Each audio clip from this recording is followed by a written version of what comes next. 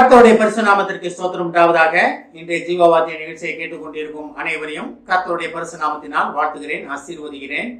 இன்றைய தின தியானத்திற்கு தேவன் கொடுத்த வேத பகுதி அது நீதிமொழிகள் 1 அதிகாரம் 23 வசனம். நீதிமொழிகள் 1:23.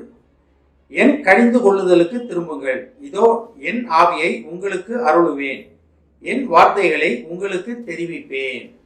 இன்றைய தினம் இதை கேட்டுக்கொண்டிருக்கும் தேவ பிள்ளைகளே, உங்களுக்கு தேவனுடைய வார்த்தைகளை உங்களுக்கு தெரிவிப்பேன் என்று தேவன் ஒரு வாக்கு கொடுக்கிறார். தேவ வார்த்தைகளை இன்றைய தினத்திலிருந்து நீங்கள் கேட்கப் போகிறீர்கள். தேவ வார்த்தைகள் என்ன? உங்களை குறித்து வைத்திருக்கிற காரியங்கள், உலகத்தை குறித்து வைத்திருக்கிற காரியங்கள், தேவனை அறியாத மக்களை குறித்து வைத்திருக்கிற காரியங்கள், நீங்க என்ன செய்யணும், அப்படி அதற்காக நீங்க என்ன செய்ய வேண்டும் என்ற காரியங்களை, அந்த வார்த்தைகளை தேவன் உங்களுக்கு தெரிவிப்பேன் என்று வாக்கு கொடுக்கிறார். இந்த வசனம் எப்படி ஆரம்பிக்குது பாருங்க. என் கடிந்து கொள்ளுதலுக்கு திரும்புங்கள். தேவனுடைய கடிந்து கொள்ளுதலுக்கு திரும்புங்கள் அப்படின்னா என்ன? தேவன் நம்மளை அடித்து அரவணைக்கிற தேவன்னா இல்லையே. தேவன் அன்பால நம்மளை அரவணைக்கிற தேவன். ஆனாலும் கடிந்து கொள்ளுதலுக்கு திரும்புங்கள் அப்படின்னு இதில் சொல்லப்பட்டிருக்கிறது. ஆனா நமக்கு தெரியும், தேவன் அன்பானவர், நம்மளை தண்டிக்கிற தேவன் கிடையாது. ஆனா நேற்றைய தினம் பார்த்தோம், கைவிடாதிருப்பேன் அப்படின்னாரு. ஆனா தேவனை பற்றி அறிந்து கொண்டும் அவரோட சித்தத்தின்படி நடக்காம நான் இஷ்டப்படி தான் போவேன் அப்படின்னா தேவன் நம்மளை கைவிட்டு விடுவார். அப்ப நம்ம கைவிடப்பட்ட நிலைமைக்கு வந்துடுவோம். அப்ப உலகத்தின் அதிபதி கீழே போயிடுவோம். அதனால தான் அதுல சொல்லப்படுகிறது, என் கடிந்து கொள்ளுதலுக்கு திரும்புங்கள். அப்ப தேவனுடைய திட்டத்தை அறிவதற்கு, தேவன் நம்மளை குறித்து உங்களை குறித்து வைத்திருக்கிற காரியங்களை புரிந்து கொள்வதற்காக தேவனிடத்தில் நம்ம திரும்ப வேண்டும். அதான் என் கடிந்து கொள்ளுதலுக்கு திரும்புங்கள், இதோ என் ஆவியை உங்களுக்கு அருளுவேன். தேவ ஆவியை உங்களுக்கு அருளுவேன். இது புதிய ஏற்பாட்டின் சத்தியம் பழைய ஏற்பாட்டில் தீர்க்க தரிசனமாக சொல்லப்பட்டிருக்கிறது. இன்றைய புதிய ஏற்பாட்டு சத்தியத்தின்படி தேவனுடைய ரத்தம் என்னைக்கு சிந்தப்பட்டுச்சோ, தேவன் பரலோகத்துக்கு எடுத்துக்கொள்ளப்பட்டு தேற்றவாளனாகிய பரிசுத்தாவியானவர் வருவார், உங்களை சகல சத்தியத்துக்குள்ள வழி நடத்துவார்னு சொல்லப்படுத்தோ, அன்னையிலிருந்து உங்களை அன்னைவருக்கும் பரிசுத்தாவின் அபிஷேகம் உண்டு. அதை புரியாம தான் நம்ம இருக்கோம். ஆவியான அபிஷேகம், ஆவியான தொழுதல் இல்லாமல் யாருமே கிடையாது. ஏன்னா எல்லாருமே அவர் சாயலாக அவரால் பேர் சொல்லி அழைக்கப்பட்ட ஜனம் நம்ம. அப்ப தேவன் இதுல என்ன சொல்றாரு பாருங்க, என் ஆவியை உங்களுக்கு அருளுவேன். இது அருளிட்டார், உண்மைதான். ஆனா அதை எடுத்து அதை புரிந்து கொண்டு அதன்படி நடக்க வேண்டிய பொறுப்பு நம்மிடத்தில் கொடுக்கப்பட்டிருக்கிறது. ஆவியானவர் அபிஷேகம் இல்லாத மக்களே கிடையாது, ஜனமே கிடையாது. எல்லாருமே பரிசுத்தாவின் அபிஷேகத்தால் நிரப்பப்பட்டவங்க தான்.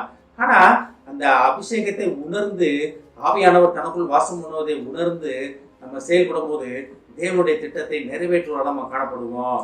இதை புரிந்து கொள்ள வேண்டிய பொறுப்பு நம்மிடத்தில் கொடுக்கப்பட்டிருக்கிறது.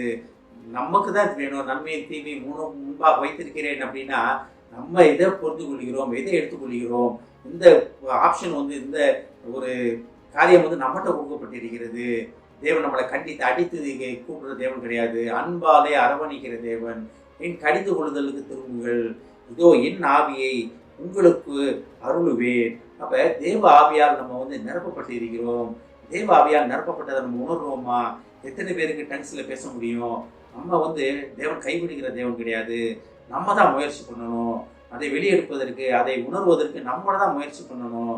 தேவனை நோக்கி இடையிடாம நம்ம கூப்பிடும் போது நம்ம நாவுகளின் கட்டுகள் உடைக்கப்பட்டு ஆவியானவரோட பேச ஆரம்பிப்போம். நம்ம ஆவியான ஒரு பாஷையில நம்ம தேவனை துதிக்க ஆரம்பிப்போம். எதுக்காகத்தான் தேவன் நம்மளை அழைத்திருக்கிறார். அதான் பாருங்க, என் வார்த்தைகளை உங்களுக்கு தெரிவிப்பேன்.